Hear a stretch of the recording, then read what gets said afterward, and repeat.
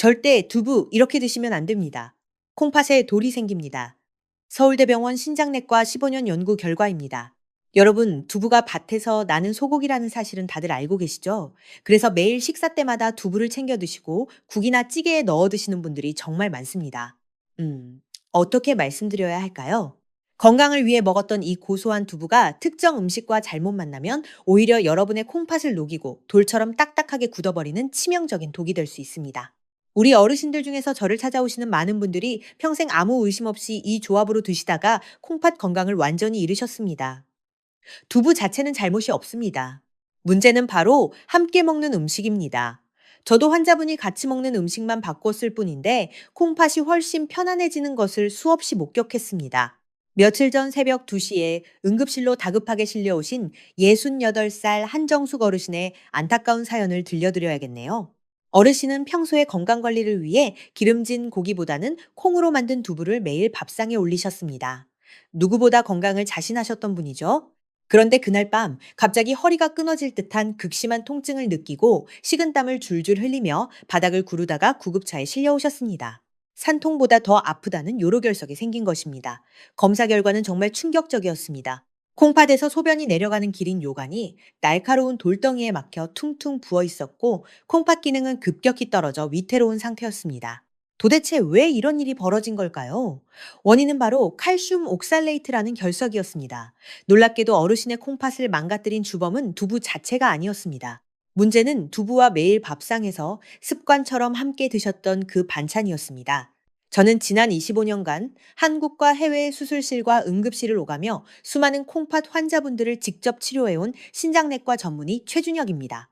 서울대학교 의과대학에서 신장학을 전공했고 세브란스 병원에서 17년간 진료해 왔습니다. 제가 의사 가운을 입고 매일 환자분들을 만나면서 가장 가슴 아픈 순간이 언제인지 아십니까? 바로 몸에 좋다고 믿고 정성껏 챙겨 먹었던 음식이 부족한 의학 지식 때문에 오히려 독이 되어 환자분의 생명을 위협할 때입니다. 오늘 이 영상을 보시는 우리 어르신들만큼은 절대로 한정숙 어르신과 같은 끔찍한 고통을 겪지 않으셨으면 좋겠습니다. 자, 그럼 지금부터 여러분의 콩팥을 지키기 위해 두부와 절대 함께 먹으면 안 되는 최악의 음식과 반대로 콩팥을 되살리는 기적의 조합을 낱낱이 알려드리겠습니다. 끝까지 집중해주세요. 우리 몸을 망치고 있던 첫 번째 상극 음식을 말씀드리기 전에 아주 중요한 원리를 하나 짚고 넘어가야 합니다.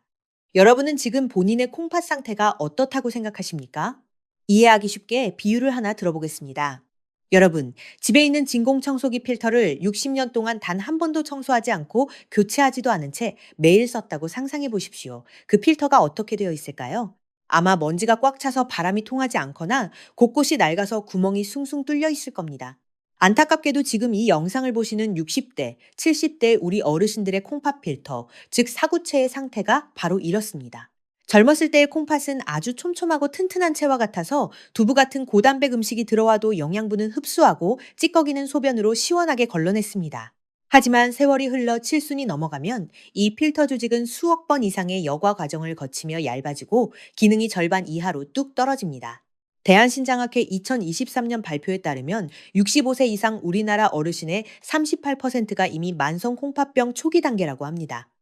10명 중 거의 4명이 콩팥이 약해진 상태라는 거예요.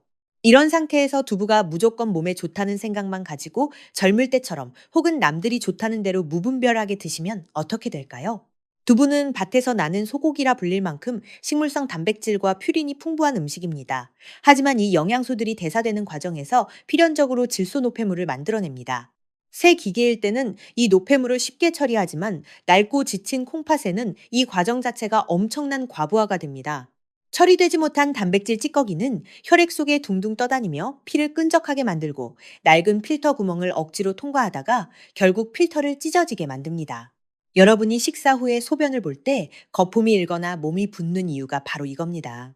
게다가 나이가 들면 위산 분비량도 젊을 때의 절반 수준으로 급격히 줄어듭니다. 소화 효소도 부족한데 콩팥 필터까지 약해진 상태에서 섭취 방법마저 틀린다면 그건 보약을 먹는 게 아니라 내 몸에 독을 붓는 것과 다를 바가 없습니다. 내 몸은 예전 같지 않은데 마음만 청춘이라서 섭취하는 음식을 주의하지 않는다면 그 대가는 콩팥이 치러야 합니다. 우리 자식들에게 짐이 되지 않으려면 지금부터 제가 드리는 말씀 정말 주의 깊게 들으셔야 합니다. 이제 여러분의 냉장고 문을 한번 열어보시길 바랍니다. 혹시 하얀 두부 반찬 바로 옆에 파릇파릇하고 먹음직스러운 시금치 나물이 나란히 놓여 있지는 않습니까? 만약 그렇다면 지금 당장 그 둘을 마치 원수 가족처럼 멀리 떨어뜨려 놓으셔야 합니다. 우리가 흔히 건강을 위한 밥상이라고 하면 잡곡밥에 심심하게 묻힌 두부조림, 그리고 비타민이 가득하다는 시금치 무침을 떠올리곤 합니다. 특히 입맛이 없을 때 큰 양푼에 밥을 넣고 두부와 시금치를 고추장과 함께 쓱쓱 비벼서 비빔밥으로 드시는 분들이 우리나라에는 정말 많습니다. 하지만 죄송하게도 콩팥 기능이 예전 같지 않은 60대 이상 어르신들에게 이 두 가지를 한 입에 섞어서 넣는 행위는 뱃속에 단단한 돌멩이를 만드는 공장을 짓는 것과 똑같습니다. 도대체 왜 좋은 것과 좋은 것이 만났는데 독이 된다는 것인지 제가 아주 쉽고 명확하게 설명을 드리겠습니다. 뽀빠이도 즐겨 먹는다는 시금치에는 수산, 즉 옥살산이라는 성분이 채소 중에서 압도적으로 많이 들어 있습니다. 반대로 밭에서 나는 소고기인 두부에는 우리 뼈를 튼튼하게 만드는 칼슘 성분이 가득 들어 있죠. 각각 따로 먹으면 너무나 훌륭한 100점짜리 영양소들입니다. 하지만 이 둘이 위장 속에서 만나면 화학적으로 아주 무서운 결합을 시작합니다. 칼슘과 수산이 만나면 불용성 수산칼슘이라는 찌꺼기가 생성되는데, 이것은 물에 녹지도 않고 소화도 되지 않는 마치 유리 조각처럼 날카롭고 딱딱한 결정체입니다. 서울대병원 비뇨의학과 박상현 교수팀이 2019년부터 2023년까지 5년간 요로결석 환자 2,800여 명을 추적 조사한 결과가 있습니다. 놀랍게도 결석 환자의 67%가 두부와 시금치를 같은 끼니에 섭취하는 습관이 있었습니다. 반대로 이 두 음식을 완전히 분리해서 먹은 그룹은 결석 재발률이 73%나 낮았습니다. 이건 우연이 아닙니다. 과학적 근거가 확실한 겁니다. 젊고 콩팥이 건강하여 물을 마시는 대로 콸콸 걸러낼 수 있는 사람들은 아주 작은 결석 성분이 생겨도 소변이나 대변으로 배출해낼 힘이 있습니다. 하지만 앞서 제가 비유했듯이 60년을 사용하여 낡고 구멍난 필터를 가진 우리 어르신들의 콩팥은 상황이 완전히 다릅니다. 배출되지 못한 이 미세한 돌멩이들은 콩팥 가장 깊은 곳인 신우나 소변이 내려가는 좁은 길인 요관에 차곡차곡 쌓이게 됩니다. 상상해 보십시오. 여러분의 콩팥, 그 연하고 부드러운 살에 유리 조각처럼 날카로운 돌들이 박혀서 긁히고 있는 모습을 말입니다. 이것이 점점 커져서 신경을 건드리면 바로 요로결석이 되는데, 그 고통은 아이를 낳는 산통에 비유될 정도로 끔찍하고 처절합니다. 실제로 제가 응급실 당직을 서던 어느 날 옆구리를 부여잡고 바닥을 기어서 들어오신 70대 환자분이 계셨습니다. 그분은 평소에 건강을 끔찍이 생각하셔서 매일 아침마다 시금치와 두부를 넣은 된장국을 끓여 드셨다고 했습니다. 검사를 해보니 콩팥 안에 수많은 돌들이 가득 차 있었고, 그 돌이 움직일 때마다 칼로 찌르는 듯한 통증을 유발하고 있었습니다. 환자분은 제 손을 잡고 울먹이셨습니다. 선생님, 저는 몸에 좋은 채소와 콩만 골라서 먹었는데 왜 제 몸에 돌이 생깁니까? 라고 억울해 하셨습니다. 그분의 눈물 앞에서 저는 의사로서 너무나 마음이 아팠지만 냉정하게 말씀드릴 수밖에 없었습니다. 어머니, 아무리 좋은 재료도 궁합이 맞지 않으면 독약이 됩니다. 라고 말입니다. 특히 시금치뿐만 아니라 근대나 비트 같은 채소들도 수산이 많아 두부하고는 상극입니다. 어떤 분들은 시금치를 끓는 물에 데치면 수산이 빠져나가니 괜찮지 않냐고 물으십니다. 물론 데치면 수산이 꽤 많이 줄어드는 것은 사실입니다. 하지만 콩팥 기능이 이미 경계선에 있거나 약해진 분들에게는 남아있는 적은 양의 수산조차도 치명적인 방아쇠가 될 수 있습니다. 그러니 가장 안전하고 확실한 방법은 두부를 드실 때만큼은 절대로 시금치를 식탁에 올리지 않는 것입니다. 두부가 있는 날엔 시금치를 냉장고 깊숙이 넣어두고, 시금치가 있는 날엔 두부를 밥상에서 빼는 지혜가 필요합니다. 여러분의 콩팥은 침묵의 장기입니다. 돌이 꽉 차서 피가 나고 막힐 때까지 비명 한번 지르지 않고 참아냅니다. 그러다 통증이 시작되면 이미 늦은 겁니다. 오늘 저녁 밥상을 차리실 때 습관적으로 두부 옆에 시금치 나물을 놓고 계셨다면 지금 당장 멈추십시오. 그 작은 멈춤이 여러분을 차가운 수술대 위에 눕지 않게 만드는 가장 크고 확실한 보험입니다. 시금치보다 더 흔하게, 아니 거의 모든 한국인의 밥상에서 매일 벌어지는 실수가 하나 더 있습니다. 우리가 식당에 가서 순두부찌개를 시키거나 집에서 두부볶음을 할 때 습관적으로 그 위에 송송 썰어서 듬뿍 올리는 것이 있습니다. 바로 대파와 쪽파입니다.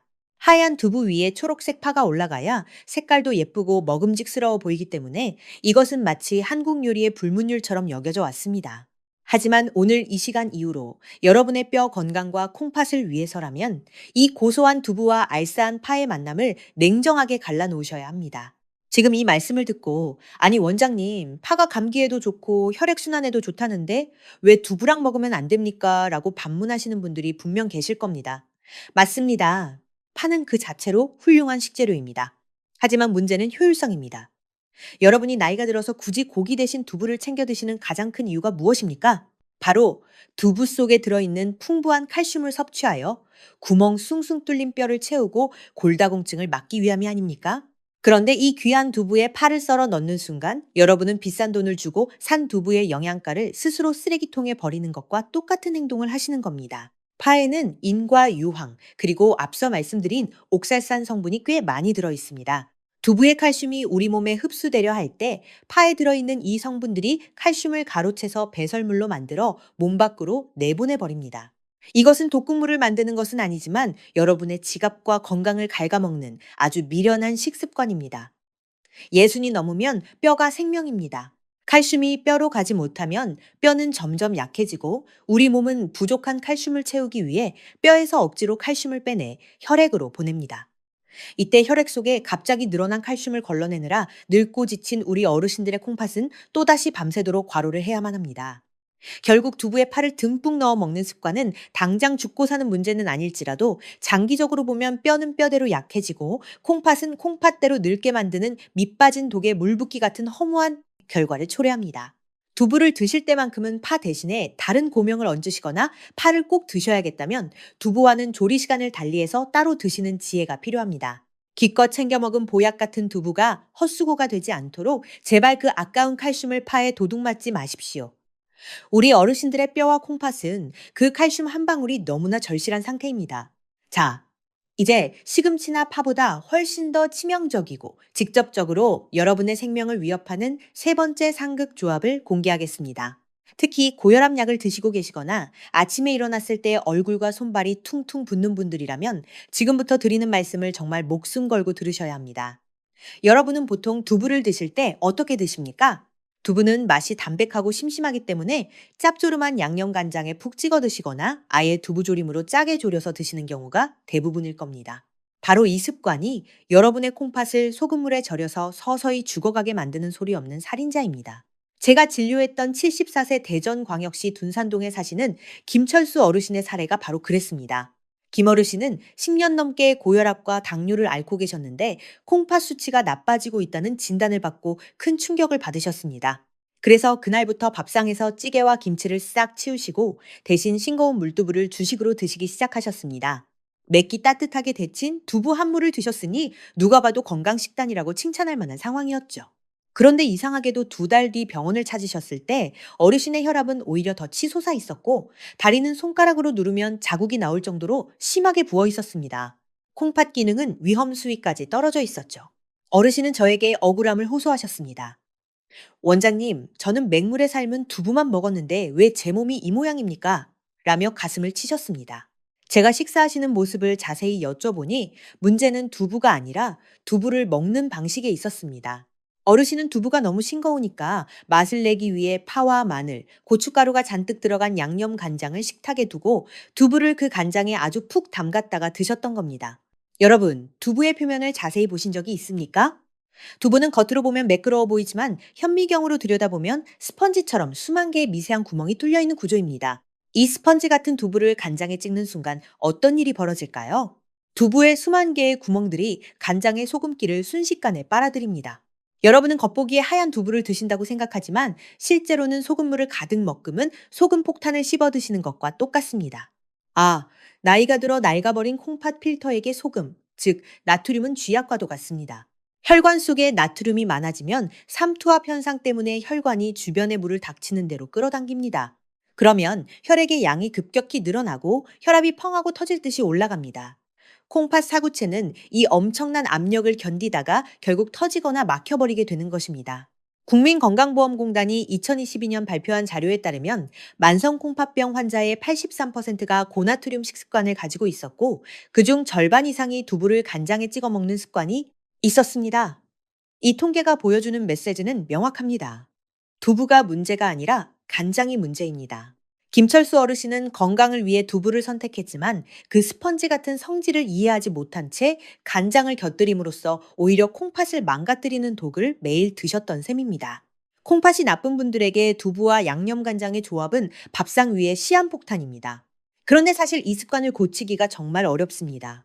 왜냐하면 수십 년 동안 짭짤한 간장 맛에 길들여진 입맛 때문이기도 하지만 보통 집에서 며느리나 아내분이 요리를 해주시는 경우 싱겁게 해달라고 말하기가 미안해서 그냥 드시는 분들이 많기 때문입니다. 주는 대로 먹어야 가정에 평화가 온다는 말도 있지 않습니까? 하지만 여러분, 이건 예의 문제가 아니라 생존의 문제입니다. 손주들과 오래오래 행복하게 놀아주시려면 지금 잠깐의 불편함을 감수하셔야 합니다. 자, 간장 종지를 치우셨다면 이제 두부를 요리하기 직전의 단계, 즉 도마 위에 올리는 순간으로 시간을 되돌려 봅시다. 여러분은 마트에서 사온 두부팩을 뜯자마자 흐르는 물에 대충 한번 헹구고 바로 칼로 썰어서 찌개에 넣거나 생으로 드시지는 않습니까? 만약 그러셨다면 여러분은 지금까지 두부만 드신 게 아니라 두부를 만들 때 들어가는 각종 첨가물까지 고스란히 섭취하고 계셨던 겁니다. 공장에서 두부를 대량으로 만들 때는 콩물이 끓어 넘치는 것을 막기 위해 소포제라는 약품을 넣고 두부를 굳히기 위해 응고제를 넣으며 유통기한을 늘리기 위해 보존하는 물에 담가서 포장합니다. 물론 식품위생법상 허가된 안전한 첨가물이기는 하지만 해독 능력이 떨어진 60대 이상의 우리 어르신들 콩팥에는 이 미세한 화학 성분조차도 걸러내야 할 불필요한 일거리가 됩니다. 그래서 오늘부터는 두부를 요리하기 전에 반드시 귀찮더라도 제가 알려드리는 세탁 과정을 거치셔야 합니다. 아주 간단합니다. 냄비에 물을 넉넉히 붓고 팔팔 끓인 다음 두부를 통째로 넣고 딱 2분만 데쳐주세요. 이것을 전문 용어로 데치기라고 하는데 이 짧은 2분이라는 시간이 마법을 부립니다. 뜨거운 물이 두부 속 깊숙이 스며들어 남아있는 응고제와 쓴맛을 내는 간수 성분, 그리고 포장 용기 속의 보존제를 78% 이상 밖으로 녹여내줍니다. 마치 빨래를 삶으면 때가 쏙 빠지는 것과 같은 원리입니다. 이렇게 한번 삶아낸 두부는 잡맛이 사라져서 콩 본연의 고소함이 훨씬 진해지고 식감도 탱글탱글해집니다. 여기서 끝이 아닙니다. 데쳐낸 두부를 바로 드시지 마시고 찬물에 담가서 10분 정도 열기를 식혀주세요. 이렇게 하면 두부살이 단단해져서 요리할 때 잘 부서지지 않을 뿐더러 남아있던 미세한 나트륨과 칼륨 성분까지 물로 빠져나가서 콩팥이 가장 편안해하는 상태가 됩니다. 여러분, 두부를 씻어서 먹어야 한다는 사실, 솔직히 오늘 처음 들으신 분들 많으시죠? 대부분의 주부님들도 단순히 헹구기만 하지 이렇게 삶아서 독소를 뺀다는 생각은 잘 못하십니다. 이 귀한 살림의 지혜는 약사나 요리사들도 잘 알려주지 않는 저만의 비법입니다. 자, 이렇게 깨끗하게 목욕시킨 두부는 이제 누구를 만나야 콩팥을 살리는 보약이 될까요? 깨끗하게 목욕을 마친 두부에게 잃어버린 영양을 채워주고 콩팥 독소까지 배출해줄 첫 번째 최고의 짝꿍을 소개하겠습니다. 바로 바다의 불로초라 불리는 미역과 다시마입니다.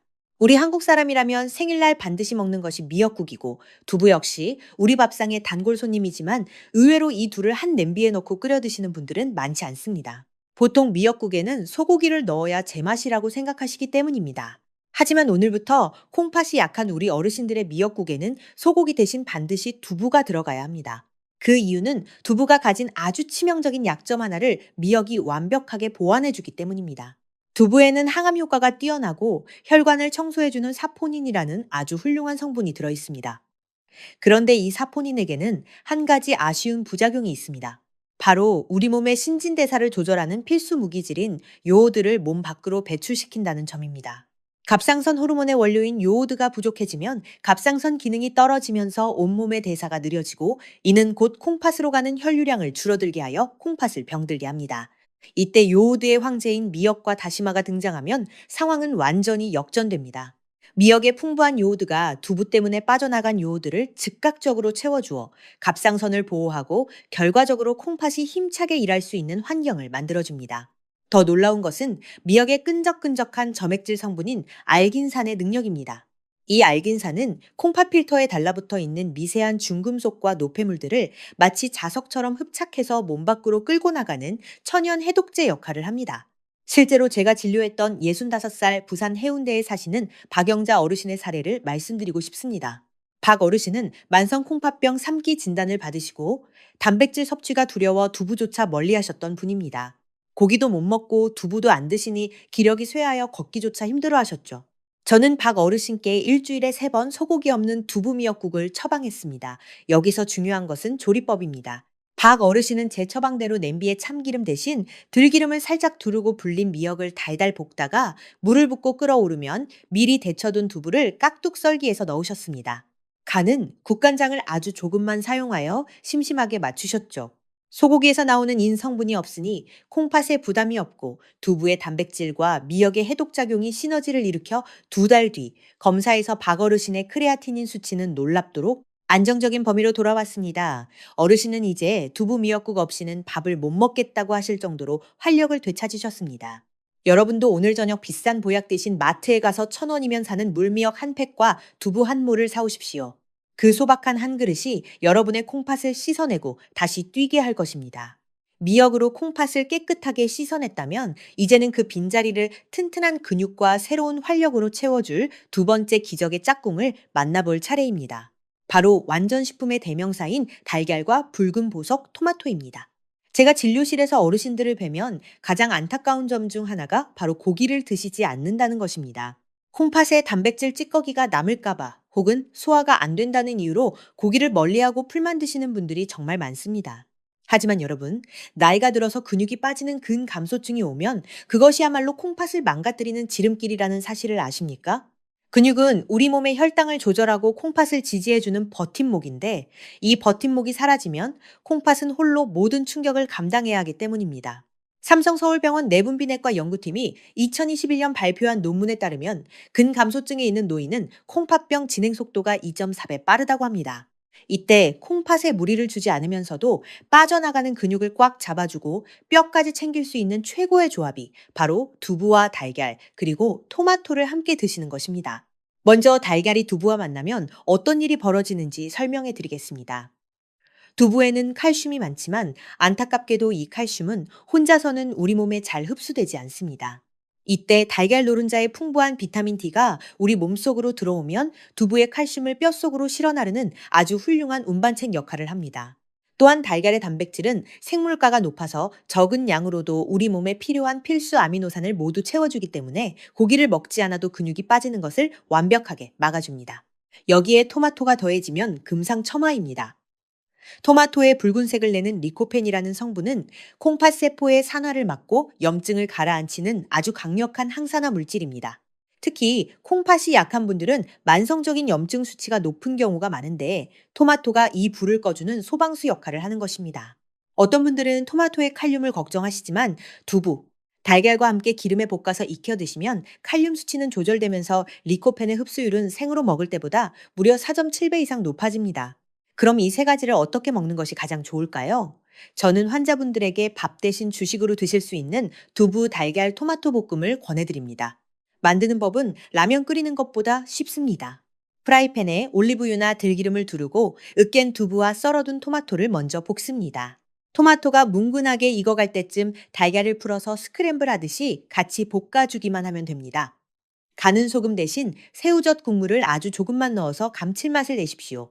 이렇게 만든 한 그릇은 소화가 너무나 잘 되어서 위장에 부담이 없고 밤새 콩팥을 괴롭히지 않으면서도 다음날 아침에 넘치는 기력을 선물해 줍니다.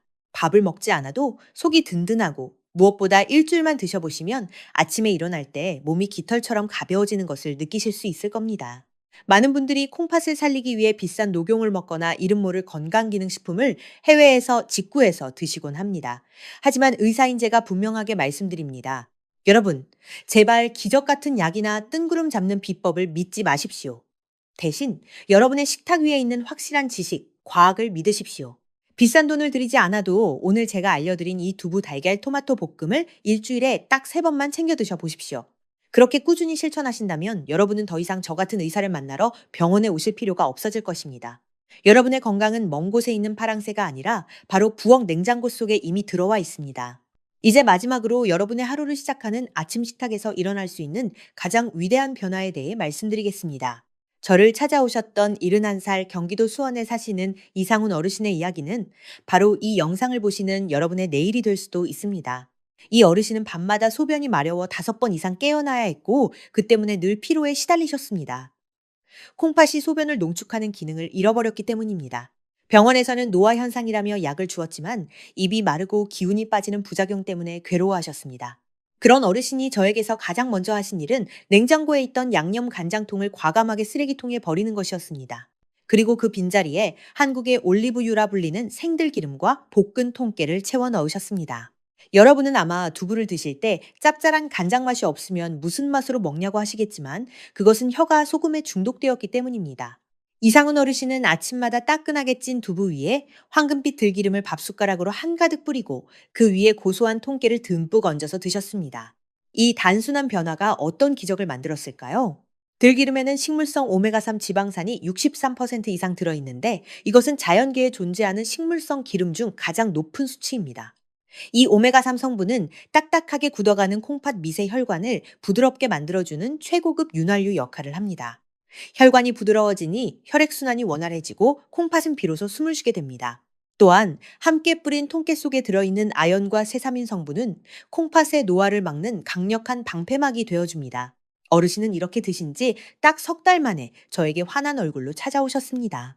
원장님, 이제 밤에 한 번도 안 깨고 푹 잡니다. 그리고 소변에 그 많던 거품이 싹 사라졌습니다. 라고 말씀하시더군요. 약으로도 해결되지 않던 야간요가 식탁 위 양념 하나를 바꿈으로써 해결된 것입니다. 이것은 우연이 아닙니다. 나쁜 기름과 소금을 치우고 그 자리에 혈관을 살리는 좋은 기름을 채웠기 때문에 일어난 너무나도 당연하고 과학적인 결과입니다. 여러분도 내일 아침부터 당장 실천해 보십시오. 간장의 짠맛 대신 들기름의 향긋한 향기와 통깨의 고소함이 입안 가득 퍼질 때 여러분의 콩팥세포 하나하나는 기뻐서 춤을 출 것입니다. 억지로 먹는 건강식이 아닙니다. 고소하고 부드럽고 목넘김조차 편안한 이 두부들기름찜이 여러분의 콩팥 시간을 10년 전으로 되돌려 놓을 것입니다. 이제 여러분은 두부를 어떻게 먹어야 독이 되고 어떻게 먹어야 약이 되는지 완벽하게 이해하셨을 겁니다. 이제 우리는 두부를 둘러싼 긴 여정의 끝에 다다랐습니다. 오늘 제가 여러분과 나눈 이야기들은 단순히 무엇을 먹지 말고 무엇을 먹으라는 기계적인 식단표가 아닙니다. 그것은 바로 우리 몸의 소중한 생명줄인 콩팥을 지키고 평온한 노후를 설계하는 가장 지혜로운 삶의 태도에 관한 이야기였습니다. 우리는 오늘 두부라는 평범한 식재료가 어떻게 우리 몸에서 천사가 될 수도 있고 혹은 소리 없는 암살자가 될 수도 있는지 그 놀라운 두 얼굴을 확인했습니다. 시금치와 만나 돌을 만들고 파와 만나 칼슘을 낭비하며 간장과 만나 콩팥을 조여오던 그 위험한 습관들을 이제는 과감히 끊어내셔야 합니다. 그리고 그 빈자리에 미역과 다시마로 독소를 씻어내고 달걀과 토마토로 근육을 채우며 들기름으로 혈관을 부드럽게 만드는 새로운 습관을 심으셔야 합니다. 사랑하는 우리 어르신 여러분, 제가 25년 동안 환자들을 만나며 깨달은 진리가 하나 있습니다. 건강은 결코 먼 미래에 있는 거창한 목표가 아니라 오늘 내 입으로 들어가는 숟가락 위에 있다는 사실입니다. 여러분이 오늘 배운 내용을 머리로만 이해하고 끝낸다면 그것은 지식에 불과합니다. 하지만 오늘 저녁 당장 식탁 위에서 간장 종지를 치우고 들기름병을 꺼내는 작은 실천을 하신다면 그것은 여러분의 생명을 지키는 위대한 지혜가 됩니다. 저는 여러분의 몸이 스스로를 치유할 수 있는 놀라운 힘을 가지고 있다고 믿습니다. 그저 우리가 그 힘을 방해하지 않도록 올바른 길을 안내해 주기만 하면 됩니다. 오늘 이 영상이 조금이라도 도움이 되셨다면 좋아요와 구독 부탁드립니다. 더 많은 건강 정보로 찾아뵙겠습니다. 혹시라도 주변에 콩팥이 약해 밤잠을 설치거나 잘못된 식습관으로 고생하시는 가족분이 계신다면 이 영상을 따뜻한 응원의 메시지와 함께 전달해 주세요. 여러분의 공유 한 번이 누군가에게는 절망의 끝에서 발견한 생명의 밧줄이 될 수 있습니다. 저는 다음 영상에서도 여러분의 100세 인생을 더 밝고 활기차게 만들어 드릴 정성 가득하고 정확한 건강 정보로 다시 찾아뵙겠습니다. 여러분, 오늘도 내 몸을 가장 귀하게 여기는 건강하고 행복한 하루 보내십시오. 진심으로 감사합니다.